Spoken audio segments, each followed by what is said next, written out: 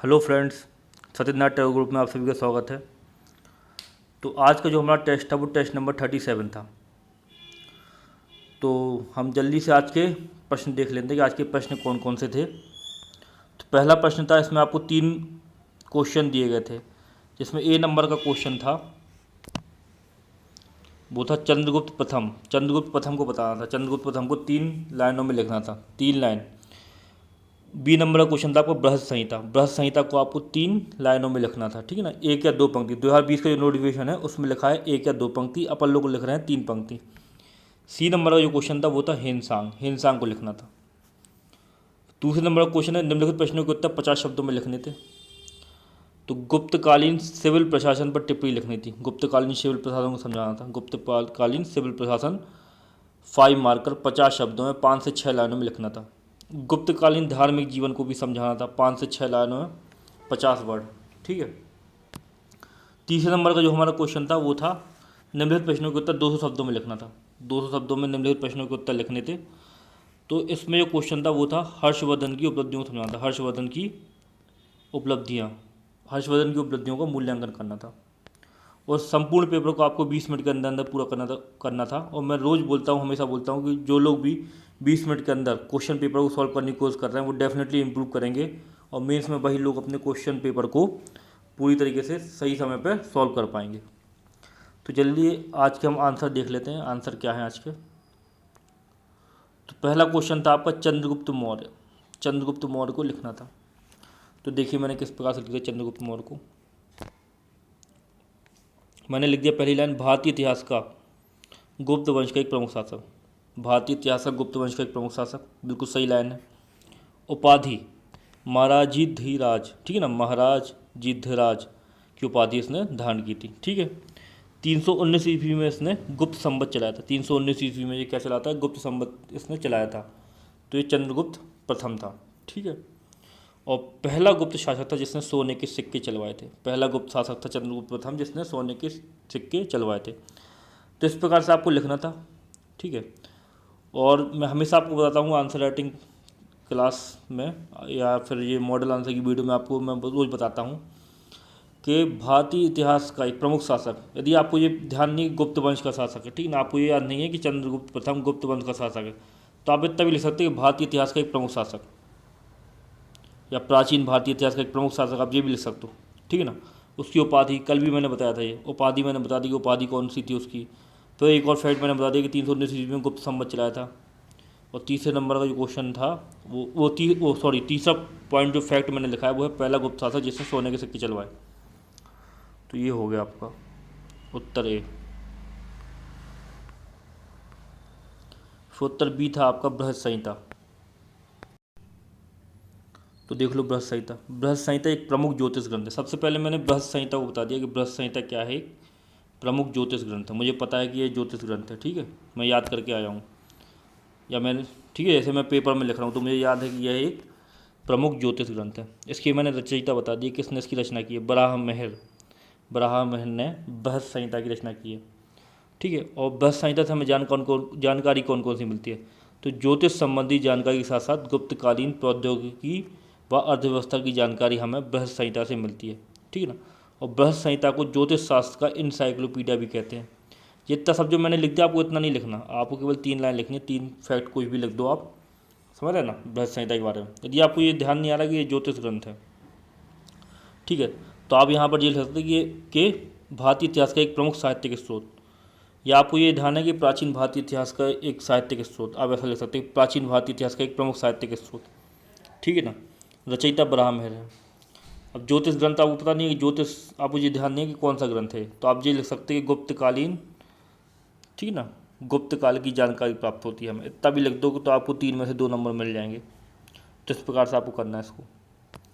और मैंने इसमें ज़्यादा इसलिए लिख दिया आपको, जिस आपको फैक्ट देने के लिए, ठीक है। उत्तर सी था हेनसांग। हेनसांग को आप पढ़ा होगा कई बार आपने। हेनसांग को कैसे लिखेंगे आप, हेनसांग एक प्रसिद्ध चीनी यात्री तथा बौद्ध विद्वान था। सबसे पहले मैंने हेनसांग को बता दिया कि हेनसांग कौन था। तो हेनसांग एक प्रसिद्ध चीनी यात्री तथा बौद्ध विद्वान था। ये हर्षवर्धन के समय भारत आया था। अब ये किसके समय भारत आया था, हर्षवर्धन के समय भारत आया था, हर्षवर्धन, ठीक है। और पुस्तक, अब देखो हेनसांग की जो पुस्तक है वो है सी यू की, ये लिखा ना सी यू, ठीक है ना, की, सी यू की, यहाँ लिखा है सी यू की, ठीक। तो सी यू की इसकी क्या है, किताब है, और इससे हर्षकालीन भारतीय इतिहास की जानकारी मिलती है, ठीक है ना।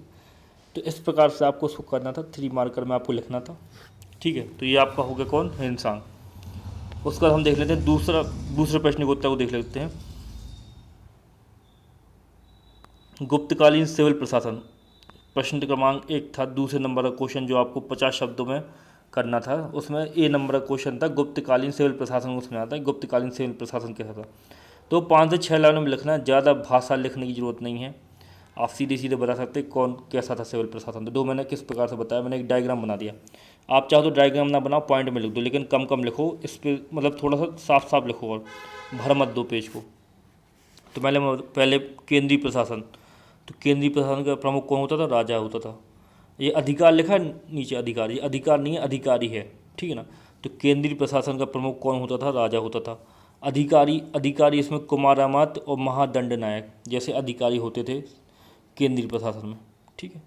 उसके बाद में केंद्रीय प्रशासन, ठीक है ना, उसके बाद में जो उसका साम्राज्य था, गुप्त काल का जो साम्राज्य था वो प्रांतों में बटा था, ठीक है ना, प्रांतीय प्रशासन। और प्रांतीय प्रशासन का सर्वोच्च अधिकारी उपरेख होता था, ये मैंने बता दिया प्रांतीय प्रशासन का। देखो आप, हम लोग लिख रहे हैं 5 लाइनों में, हम लोग को लिखना है 5 से 6 लाइनों में लिखना है, तो हमें ज़्यादा इसमें कुछ भी ज़्यादा नहीं लिखना है, ठीक है ना, थोड़ा थोड़ा लिखना है, समझ जाए वो। फिर देखो जिला प्रशासन, फिर मैंने जिला प्रशासन को बता दिया कि प्रांत जिलों में बटा था, जिला प्रमुख को विषयपति बोलते थे, जिले को क्या बोलते थे गुप्त काल में, विषय बोलते थे, विषय, तो वही है ये, ठीक है, विषयपति होता था। और ग्रामीण प्रशासन, ठीक है ना, ग्राम प्रशासन, तो ग्रामीण प्रशासन ग्राम सभा द्वारा संचालित होता था, तथा मेहतर तथा कुटुंबिन जैसे अधिकारी होते थे ग्रामीण प्रशासन में। नगर प्रशासन का प्रमुख होता था पुरपालक नगर प्रशासन का प्रमुख था। तो ये आपका हो गया उत्तर ए, आपको इस प्रकार से इसको लिखना था। फिर बी नंबर का क्वेश्चन है आपका, बी नंबर का क्वेश्चन देख लेते हैं क्या है। जो आपका बी नंबर का क्वेश्चन है वो है गुप्तकालीन धार्मिक जीवन को समझाइए। ये लिखा है गुप्तकालीन धार्मिक जीवन को समझाइए, 50 शब्द 50 वर्ड में आपको लिखना है। तो देख लेते हैं हम किस प्रकार से लिखेंगे गुप्तकालीन धार्मिक जीवन को, ठीक। तो 5 पॉइंट मैंने लिखे हैं, देखो आप किस प्रकार से लिखें। सबसे पहले बता दिया कि मैंने ब्राह्मण धर्म का सशक्तिकरण हुआ, कर्मकांड बढ़े। ब्राह्मण धर्म का सशक्तिकरण हुआ और कर्मकांड बढ़े गुप्त काल में। अवतारवाद की धारणा का विकास हुआ, अवतारवाद की जो धारणा है वो प्रबल होती गई, ठीक है ना। मूर्ति पूजा पद्धति का विकास हुआ, मूर्ति पूजा पद्धति का विकास होता है, ठीक है ना, और बढ़ती है मूर्ति पूजा। गुप्त काल में पुरुष देवता के साथ साथ कुछ स्त्री देवी भी आ गई, जैसे शिव के साथ पार्वती, समझ रहे ना आप, शिव के साथ पार्वती, विष्णु के साथ लक्ष्मी। तो ब्राह्मण धर्म का सशक्तिकरण हुआ, कर्मकांड बढ़े, अवतारवाद की धारणा का विकास हुआ, मूर्ति पूजा पद्धति का विकास हुआ। गुप्त काल में पुरुष देवता के साथ साथ कुछ स्त्री देवी भी आ गई, जैसे शिव के साथ पार्वती, विष्णु के साथ लक्ष्मी। और धार्मिक क्षेत्र में चिंतन के साथ षड दर्शन का विकास हुआ। षड दर्शन आपने पढ़े होंगे, ठीक है ना। तो षड दर्शन, मैंने कुछ षड दर्शन लिख दिए, मैंने पहले एक लाइन लिखी कि धार्मिक क्षेत्र में चिंतन के साथ साथ षड दर्शन का विकास हुआ, जैसे सांख्य जो दर्शन था वो कपिल मुनि का था, मीमांसा जो था वो जैमिनी का था, योग जो था वो पतंजलि का था दर्शन। तो इस प्रकार से आपका दूसरे का बी नंबर का क्वेश्चन हो गया। आपको बिल्कुल भी ज़्यादा भाषा नहीं लिखनी है, आपको ये नहीं बताना कि धार्मिक जीवन को निम्न प्रकार से समझ सकते हैं, ऐसा वैसा कुछ ज़्यादा नहीं लिखना है। आपको सीधे सीधे पॉइंट लिख देते हैं, सीधे सीधे फैक्ट लिख देते हैं, ठीक है ना, इतने लिख पाओगे 5 लाइनों में। फिर देख लेते हैं हम प्रश्न क्रमांक 3। प्रश्न क्रमांक 3 का उत्तर 200 शब्दों में लिखना था। प्रश्न क्रमांक 3 का उत्तर लिखना था 200 शब्दों में, 200 वर्ड। और आपका जो क्वेश्चन था प्रश्न क्रमांक 3 वो था हर्षवर्धन की उपलब्धियों को समझाना था, ठीक ना। गुप्तोत्तरकालीन प्रमुख शासक है हर्षवर्धन के साम्राज्य के बाद में, ठीक है ना, जो एक केंद्रीय नियंत्रण था ना, एक जैसे गुप्त काल में केंद्रीय नियंत्रण था, मौर्य काल में संपूर्ण अखंड भारत था, वो टूटता है, ठीक है ना। फिर सामंतवाद आता है, फिर जगह जगह क्या कहते हैं वो चालू हो जाते हैं, जगह जगह छोटे छोटे राज्य बनना चालू हो जाते हैं। तो हर्षवर्धन ही लास्ट शासक था जिसका बड़ा साम्राज्य था, काफ़ी बड़ा। तो देख लेते हैं हर्षवर्धन को किस प्रकार लिखा है। हर्षवर्धन की उपलब्धियों को लिखना था, हर्षवर्धन की उपलब्धियाँ।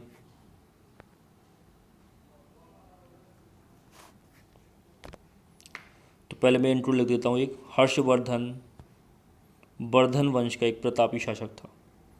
अपने भाई की मृत्यु का बदला लेने में गद्दी पर बैठा। इसकी प्रमुख उपलब्धियां निम्नलिखित हैं। मैंने छोटा सा इंट्रो दे दिया कि हर्षवर्धन वर्धन वंश का एक प्रतापी शासक था, अपनी भाई की मृत्यु का बदला लेने में गद्दी पर बैठा। इसकी प्रमुख उपलब्धियां निम्न हैं। अब इसकी उपलब्धियों को हमें 4 भागों में बांटना है। कौन कौन सी उपलब्धि इसकी? सैन्य उपलब्धि, सांस्कृतिक उपलब्धि, धार्मिक उपलब्धि और लोक कल्याणकारी कार्य। लोक कल्याणकारी कार्य भी ये करता है। सबसे पहले हम सैन्य उपलब्धि देख लेते हैं। सैन्य उपलब्धि क्या क्या है?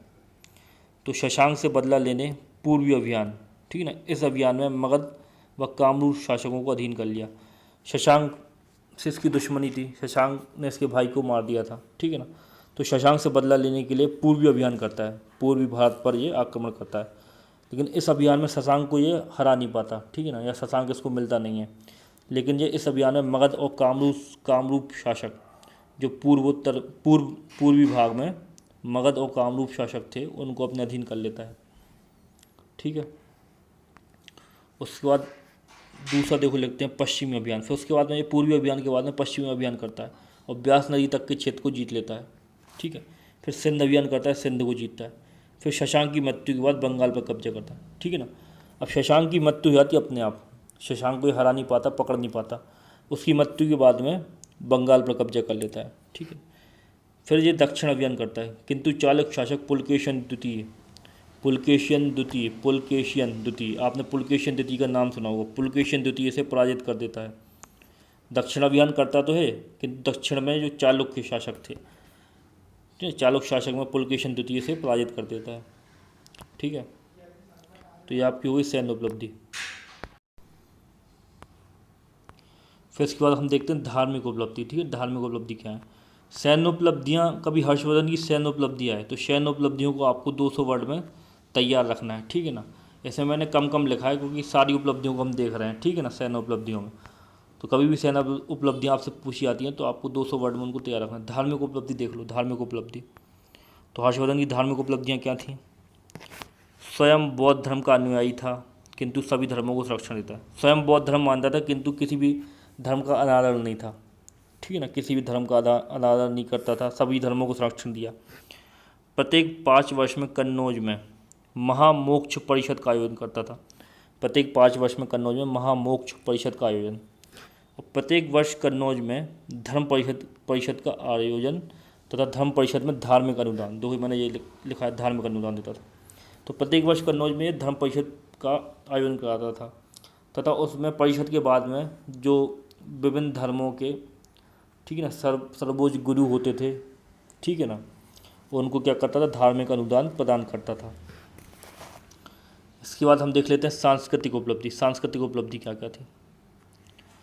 तो यहाँ पर विद्वान रक्षण लिखा है, संरक्षण कर लेना, संरक्षण, ठीक है ना, संरक्षण लिखा है ये, ठीक है ना, संरक्षण कर लेना इसको। तो विद्वान संरक्षण, तो बाणभट्ट ने हर्षचरित की रचना की है, आपको ध्यान हो, हर्षचरित की रचना की है बाणभट्ट ने। मयूर, मतंग दिवाकर आदि विद्वानों को संरक्षण देता है। स्वयं नागानंद, प्रियदर्शिका, रत्नावली आदि नाटकों की रचना करता है, स्वयं भी रचना करता है नाटकों की। अनेक मंदिरों व मठों का निर्माण कराता है। ये उसकी क्या हो गई? सांस्कृतिक उपलब्धि हो गई, जो आपकी सांस्कृतिक उपलब्धि। उसके बाद में हम देख लेते हैं लोक कल्याण। तो लोक कल्याण देख लो, नदी कुओं तालाबों का निर्माण करता है, मरम्मत कराता है, ठीक है ना। हर्षवर्धन नदी कुओं तालाबों का निर्माण व मरम्मत कराता है। तो ये आपका होगा लोक कल्याण। तो इस प्रकार से ये आपका क्वेश्चन यहाँ पर समाप्त होता है, ठीक है ना, इस प्रकार से। और ये आपको बता दूं मैं, ये कंप्यूटराइज है, आपको इसमें छोटा लग रहा होगा, लेकिन ये जब आप अपनी कॉपी में करोगे, अच्छे से लिखोगे स्पेस दे दे के, तो आपको ये 2 पेज में पूरा हो जाएगा। और देखो लोक कल्याण के बाद में लास्ट में देखो एक कंक्लूजन मैंने लिख दिया हर्षवर्धन के बारे में। अब इस प्रकार हम कह सकते हैं कि हर्षवर्धन एक कुशल प्रशासक तथा विद्वान था, जिसने भारत के काफ़ी बड़े हिस्से पर राज किया तथा प्रजा कल्याण तथा सामाजिक सद्भाव हेतु अनेक कार्य किए। अब जो मैंने लाइन लिखी यहाँ से यहाँ तक, देखो यहाँ से यहाँ तक की लाइन लिखी, ये कहीं लिखी नहीं है, ये कहीं लिखी थोड़ी ना है, ये मैंने खुद से सोच के लिख दी, मैंने कंक्लूजन लिख दिया। किस प्रकार हम कह सकते हैं कि हर्षवर्धन एक कुशल प्रशासक था। भाई इतने बड़े साम्राज्य पर वो शासन करता है, इतने सारे अभियान चलाता है, तो भाई कुशल प्रशासक तो वह है। और साथ साथ वो देखो यहाँ पर लिखा है स्वयं नागानंद प्रियदर्शिका रत्नावली आदि नाटकों की रचना करता है। तो यह विद्वान भी है और विद्वानों का संरक्षण भी कर रहा है, तो विद्वान तो है वो, ठीक ना। और जिसने भारत के काफ़ी बड़े हिस्से पर राज किया, ये तो आप ऊपर ही देख चुके हैं इसके अभियानों से पता चलता आपको। तथा प्रजा कल्याण व सामाजिक सद्भाव हेतु अनेक कार्य किए। अब प्रजा कल्याण कैसे हो रहा, लोक कल्याण कर रहा है, इससे मैंने अंदाज लगा लो आपके भाई प्रजा कल्याण करता था, ठीक है ना।